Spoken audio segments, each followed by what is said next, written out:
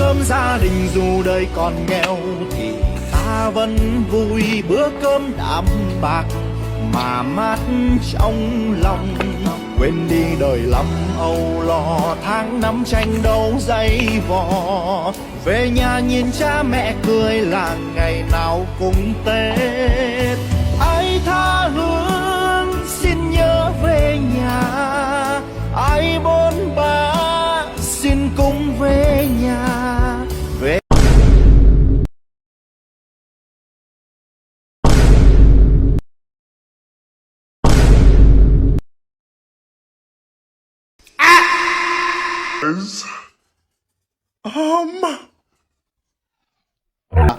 Should I call you Mr.? Pepe Julian Onzima, thank you for coming in. Thank you for Good having morning. me. Morning to you. Why are you gay?